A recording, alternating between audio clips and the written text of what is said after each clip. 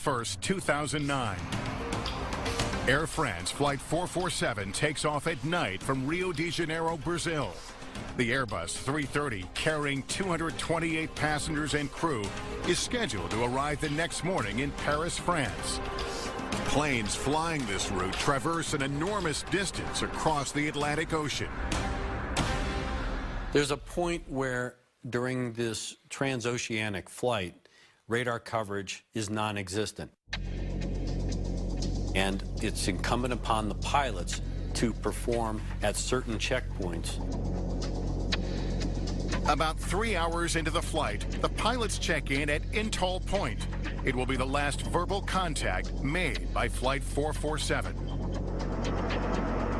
The plane hits moderate turbulence as it passes through an area known as the Intertropical Convergence Zone. Here, winds from the northern and southern hemispheres collide and can produce severe storms. About 30 minutes later, the flight is expected to show up in Senegal's airspace. But the crew doesn't check in with Senegal's air traffic controllers. Air France 447 is missing. In the light of day, an aerial search team is deployed. They scour miles around the plane's last known position. Is this plane on top of the water somewhere? Are people alive? But by early afternoon, officials with Air France and the French government presume that the airplane is lost to the sea. This is a catastrophe, undoubtedly. And we have lost an aircraft with 228 people on board. If there is any doubt about the fate of Flight 447, 5 days later, grim discoveries confirm it. Bodies, boarding passes, and small pieces of the plane are found floating on the surface of the ocean. The next day, the first major piece of wreckage is found, the vertical stabilizer. But there are still more questions than answers about what downed the Airbus 330. Evidence of an in-flight breakup. Did it all start with a lightning strike? Investigators will need to locate the main fuselage and, along with it, the flight recorders. These brightly colored orange devices, commonly known as black boxes, are equipped with water-activated acoustic locator beacons, or pingers, that remain active for 30 days. This is the pinger. This is what we are looking for in the middle of the Atlantic Ocean. But 30 days comes and goes, and the flight recorders haven't been found. Without the information they contain, the investigation into the cause of the crash is at a standstill. After nearly a year of searching underwater, French investigators turn to the world leaders in ocean exploration for help, the Massachusetts-based Woods Hole Oceanographic Institution. For the scientists there, this isn't the first time they've searched the bottom of the Atlantic for an ill-fated passenger vessel. We're the people that found the Titanic, and it was through a collaboration with the French, and here we are again. So in many ways, it is history repeating itself. But trying to find Air France 447 will be daunting.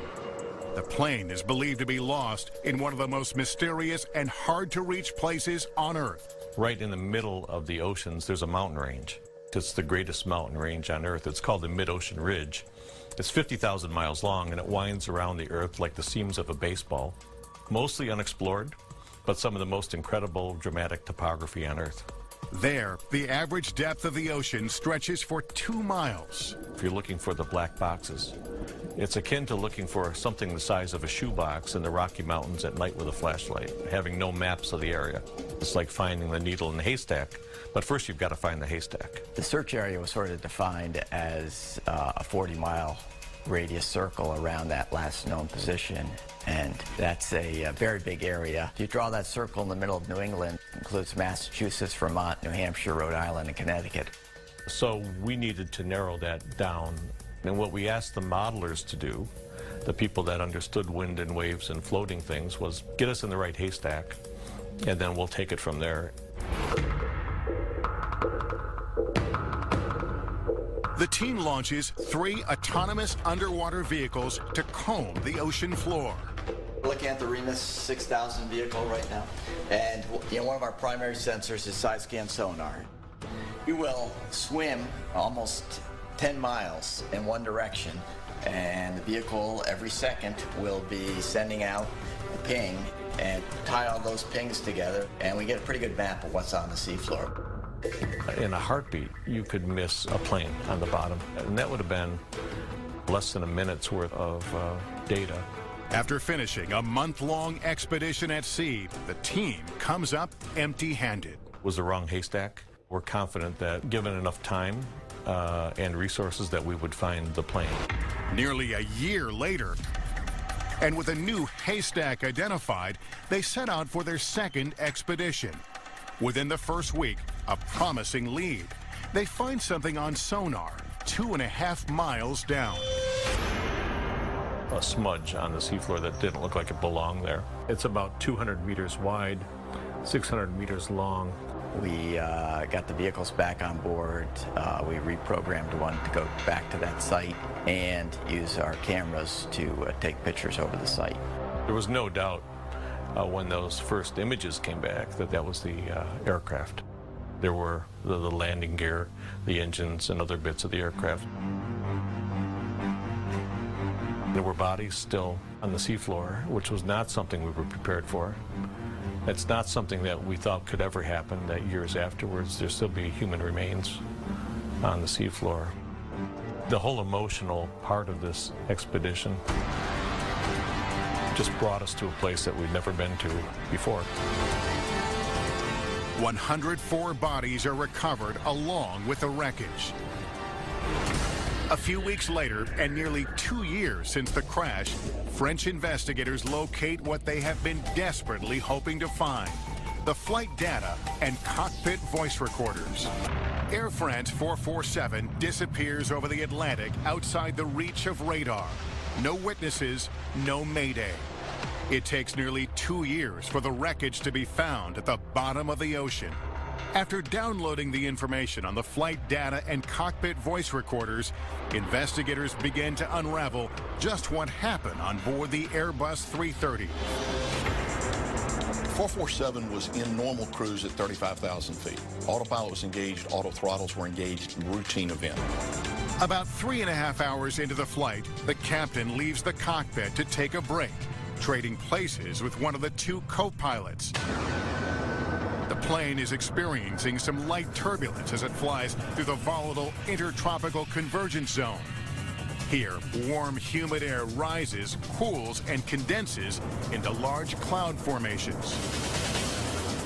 But what the pilots could not know is that ice is building up inside critical sensors called the pitot tubes. Pitot tubes are a long-utilized, well-established device to measure airspeed. They can be susceptible to icing, and as a result, they're heated. But the icing is overwhelming the heating capabilities, and the pitot tubes freeze up. In a highly automated airplane, if you ice over that tube, you no longer have that ram air pressure, which all of these computers are dependent upon. With no valid airspeed to work with, the autopilot and other automated systems disconnect. The co-pilots must manually fly the plane without the ability to monitor their airspeed. The big thing is to not make any major changes with the airplane. In all likelihood, it's going to recover shortly. If you start making large inputs, things can get worse. With the captain still away from the flight deck, the co-pilot in the right seat, the youngest and least experienced on the crew, attempts to level the plane that's being jostled by turbulence. But he overcorrects on the side stick controller, pitching the airplane up at a steep angle. Those inputs were massive, both in magnitude and in duration. The airplane is going to react more violently than at lower altitude or with the automation. The stall warning sounds twice in the cockpit. Stall. The airspeed indications have been invalid for less than 30 seconds, and now they're coming back online. But in that time, the flight has destabilized, and the aircraft is rapidly climbing at a rate of 7,000 feet per minute. Things get confusing quickly because you look wow, look at all this airspeed I have. But yeah, you've got airspeed, but you have no lift. Airflow over the wing is ultimately critical for generating lift and supporting the weight of the airplane. So you can pitch the nose of the airplane up, but the airplane will fall out of the sky because the wings are incapable of generating enough lift. The pilot wasn't monitoring his altitude, really didn't know that he was at 38,000 feet. As the airplane reached its maximum altitude, it can't climb any higher. And if they stall it, there's not a lot of air to work with at that kind of altitude. The wings lose lift and the airplane stalls. It begins to free fall, descending steeply at 10,000 feet per minute. But there is confusion in the cockpit. The pilots don't realize that the plane has stalled. Lowering the nose is the appropriate and only appropriate action that a pilot must take. Reattachment of airflow over the wings, get the wings producing lift, and then fly out of the stalled condition. But the co-pilot in the right seat does the opposite, continuing to pull up. This is the last thing that you would want to do. This is very counter to the training received. Why this occurred, it's one of the great mysteries of 447. The co-pilots have been trying to reach the captain since the autopilot disconnected. It takes 90 seconds before he returns to the flight deck. They didn't brief the captain and tell him, this is what's happening. We don't have control of the airplane. They lacked then the capability of that entire team to problem solve it together. The captain also fails to recognize that the plane is in a stall. It has been plummeting for nearly 3 minutes. Recovery should be easily attained within 10 to 15 seconds. So the idea of it being 3 minutes in a stalled condition is extremely long. In the final minute, the cockpit voice recorder may reveal the captain realizing that the co-pilot has been pitching up, causing the plane to stall. But I've been at max nose up for a while. No, don't climb. In an aircraft with a side stick controller, you may not notice this slight motion. It doesn't take a lot. So it is possible that you could have a full aft stick input and the other crew members don't notice it. The airplane is only seconds from hitting the ocean. The passengers really probably didn't understand what the gravity of the situation was. They only knew, possibly, that they were entering an area of turbulence. Air France 447 smashes down belly first into the Atlantic, killing everyone on board.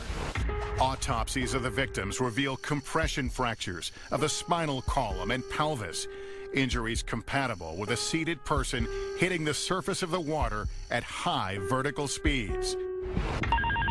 It's still unclear why the pilots did not recognize that the plane had stalled, despite the audible stall warning that at one point sounded for 54 continuous seconds.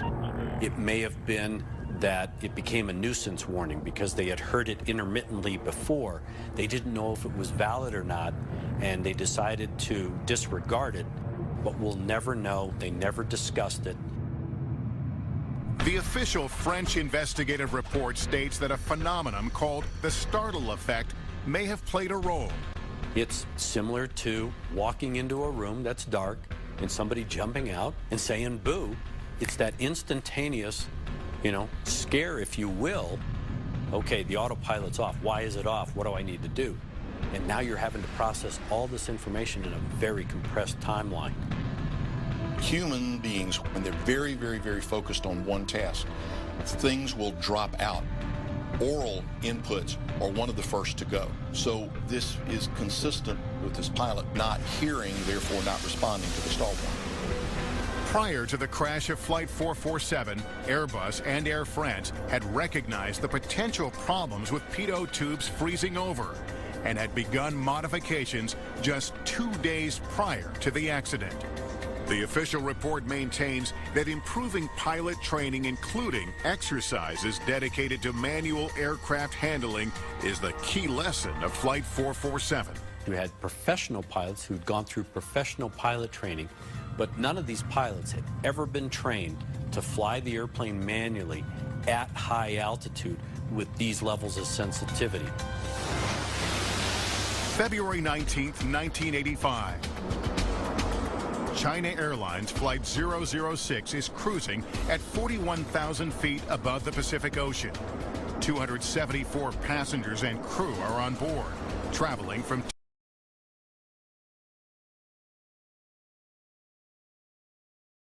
Taiwan to Los Angeles. It was my birthday, and my friend told them that, you know, his birthday, so let's celebrate up in the air. And so that's what we did. And we just kept drinking, bringing champagne, singing happy birthday. 10 hours into the journey, the crew notices a sudden loss of thrust in the Boeing 747's number 4 engine. The normal procedure is if you lose an engine, you're going to have to come down. The crew must descend to 30,000 feet where the air is denser so they can try to restart the engine. Instead, the captain asks the flight engineer to try to restart engine number 4 while they're still at 41,000 feet. The restart attempt fails, and the continued loss of thrust begins to slow the airplane down. But that's not the only problem. If you have the failure of one engine, you now have an asymmetrical or unbalanced power, and the airplane will tend to want to roll toward the failed engine because there's more power being produced on the other wing. The airplane is rolling to the right toward engine 4. The first corrective action is to apply rudder to balance it. Switch the autopilot off, make the corrections, and then you could re-engage the autopilot. The autopilot doesn't use the rudder, it uses the ailerons, which are the little flaps on the ends of the wings. But the ailerons aren't enough to correct the roll. The captain is preoccupied with a problem in engine 4 and continues to keep the autopilot engaged. It's similar to your car. You can only turn your steering wheel so much and then you come to a stop. That's what happens in an airplane. The autopilot can only roll those ailerons in so much, and then it comes to a stop and says, I can't do this anymore because I can't move the ailerons anymore. You need to do something else to stop this roll. It's been more than 3.5 minutes since the failure in engine 4. The captain disengages the autopilot. The crew knows the plane is banking right, but they don't realize just how much it has already rolled. The confusion on the flight deck on that airplane was extreme. They were in clouds, so they didn't have a way to look out and see a natural horizon. They were dependent on the instruments. And in that particular instance, the pilots would have been looking at their ADI, which is their artificial horizon that shows the level of the wings compared to the horizon. When the crew, the captain, looked at his ADI and saw an attitude on the indicator that was not what he expected, he thought that the instrument had failed. So when they decided not to believe their instruments, then they're left without any ability to tell which way up they are. There was nothing wrong with their instruments. Their instruments were showing correctly what the airplane was doing. The airplane has rolled more than 60 degrees to the right.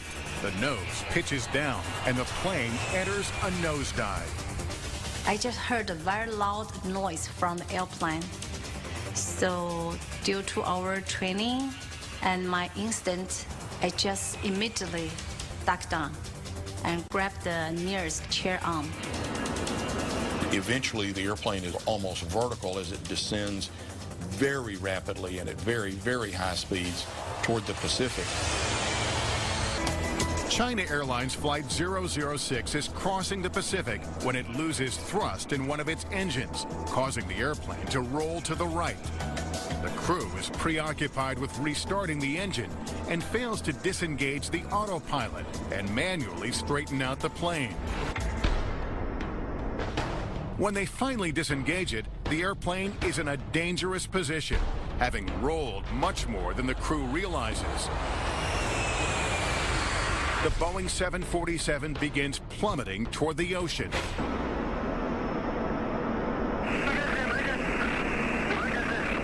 Former flight attendant Angie Wang has just finished serving breakfast to the passengers. Suddenly, I feel my legs so heavy. I just feel as I was about to be thrown to the ceiling. All the people who were serving us, they were just rolling down the aisle. All the tray, the noodles, cup, everything was just flying toward the front of the plane. I thought we are gone. There's no way we're going to survive this. In just 30 seconds, the plane has fallen more than 10,000 feet. They're overspeed a lot. This is a condition that you can actually physically pull an airplane apart.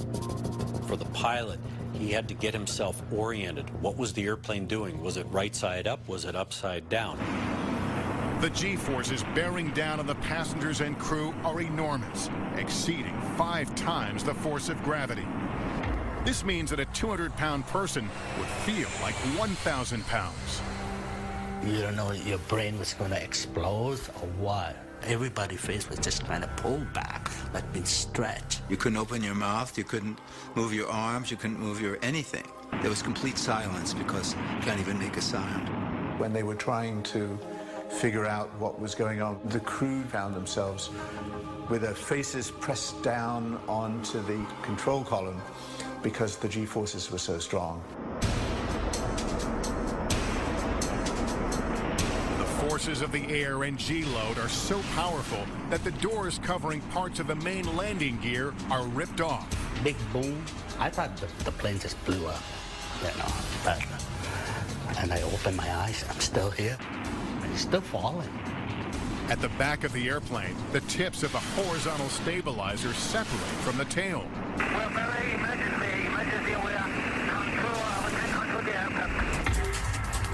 They have fallen another 20,000 feet in less than 2 minutes.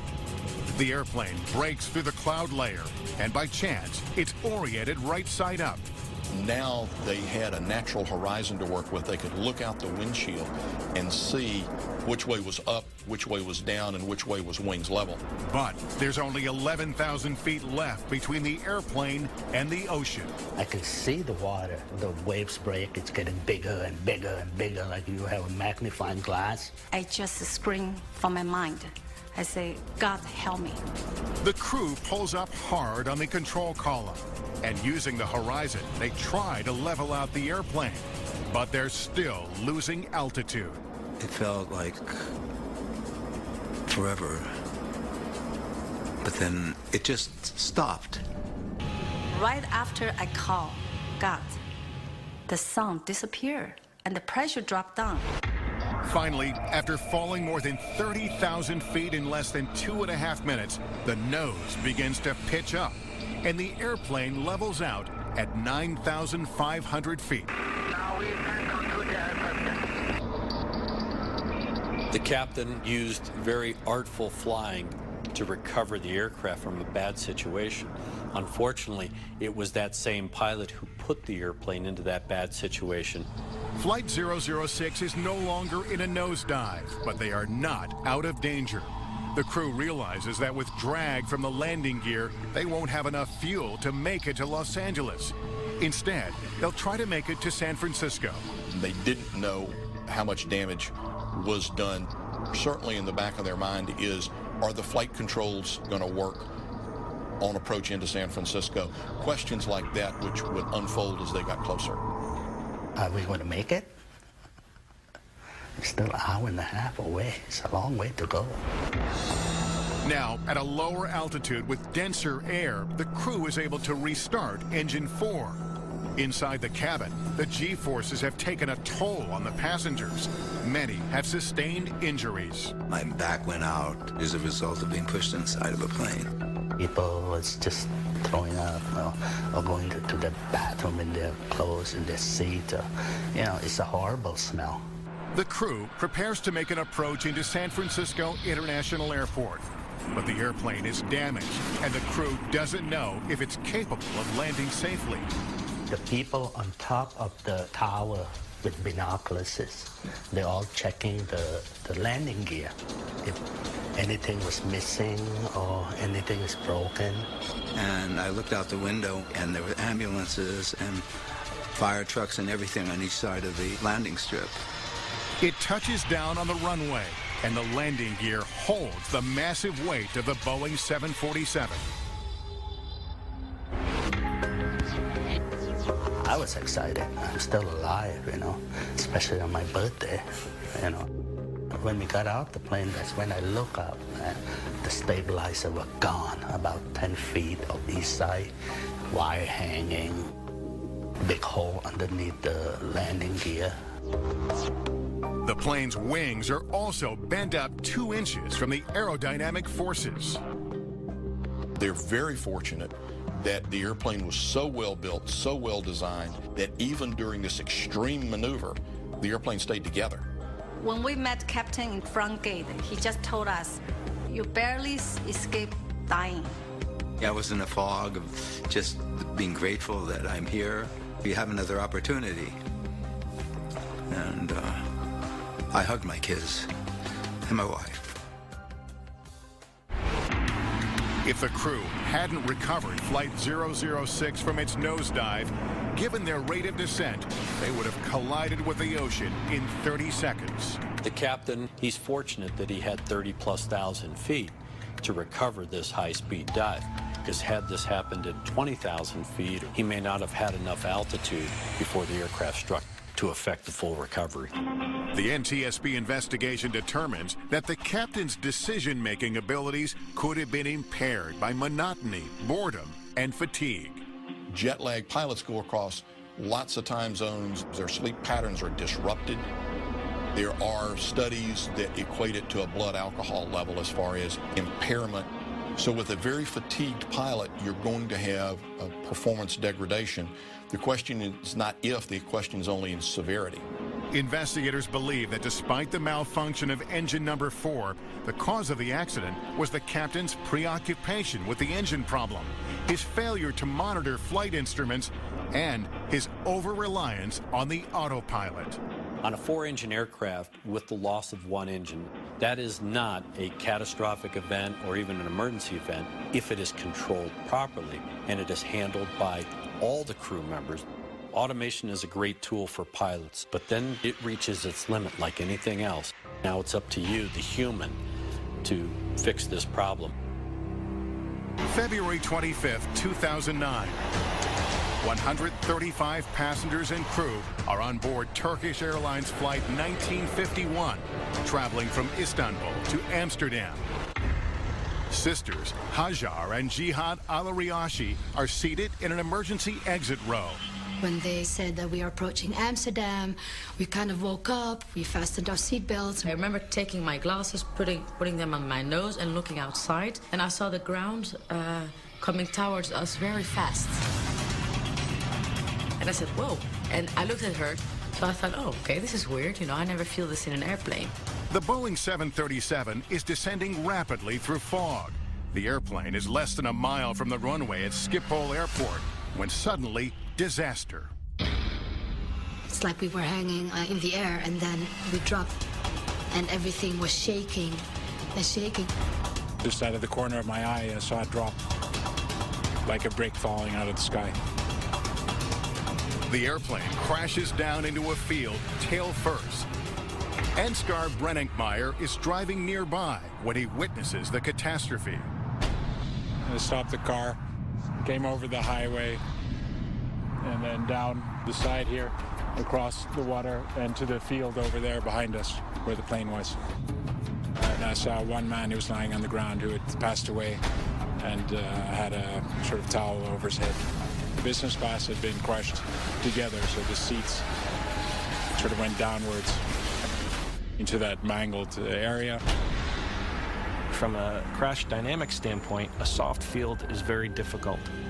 The aircraft stops a lot quicker than if it's on a harder field. When the aircraft impacted the ground, it broke up into several pieces. The tail broke off and went at an angle.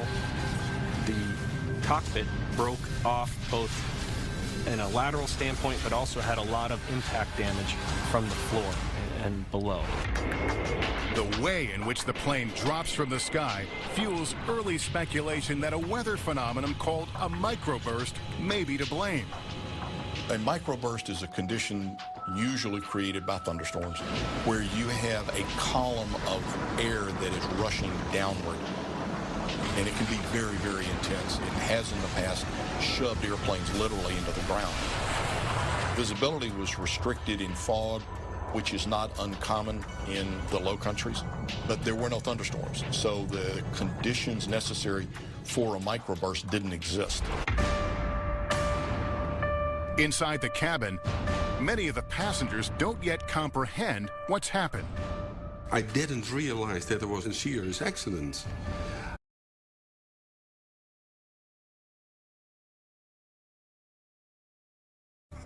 That the pilots had to make a very hard landing. It was silent for about 20 seconds, half a minute, and then a lot of noise.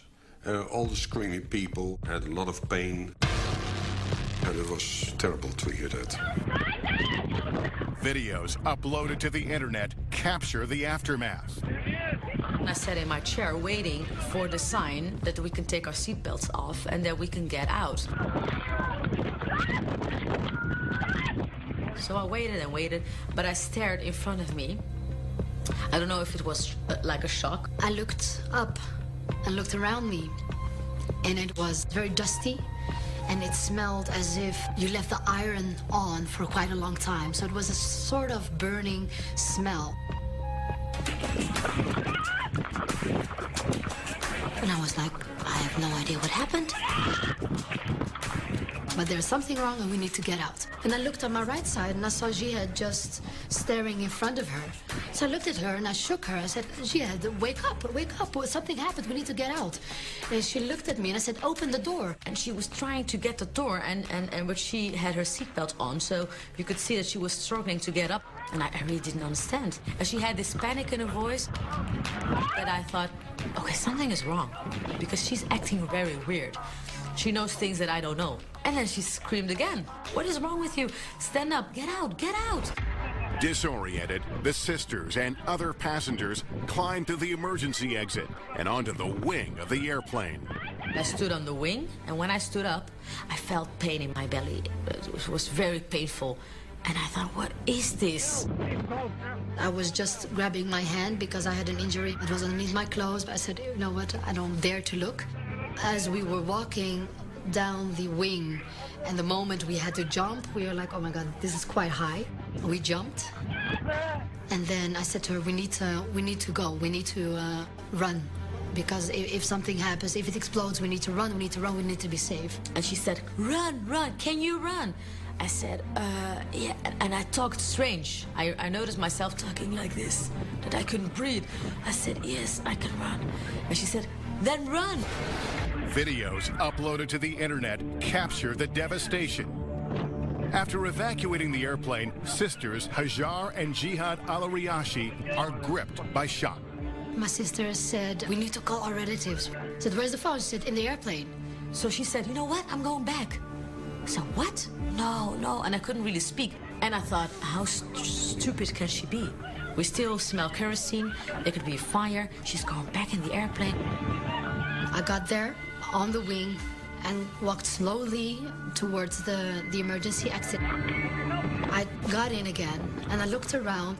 I was going into the cabins to get all my stuff. And then I heard a voice again, and I looked at her and she was standing on the wing. And she said, I have all our stuff.